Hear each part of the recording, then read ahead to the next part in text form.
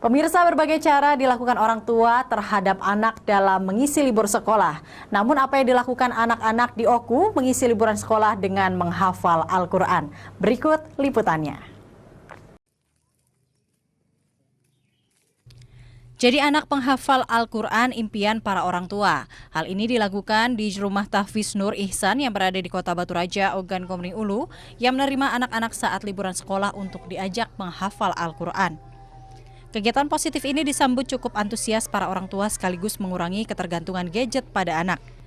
Dengan bimbingan guru yang berpengalaman di bidang agama, anak-anak yang belajar di rumah tahfiz ini tidak dipaksakan.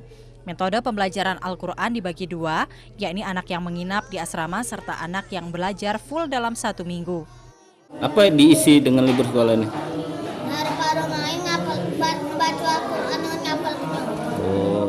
Alhamdulillah, hasil anak-anak selama ikut tahfiz camp ada yang selesai 1 juz dalam merajaah dan hafalan setengah juz. Para orang tua sendiri sangat menyambut baik kegiatan ini. Selain menambah ilmu agama, anak juga diarahkan pada kegiatan positif saat liburan. Karena sekarang kan lagi musim libur sekolah, jadi daripada di rumah anak-anak main HP dan nonton TV, jadi kami arahkan ke rumah tahfiz Nur Ihsan ini. Dari Ogan Komering Ulu, Widori Agustino, iNews melaporkan.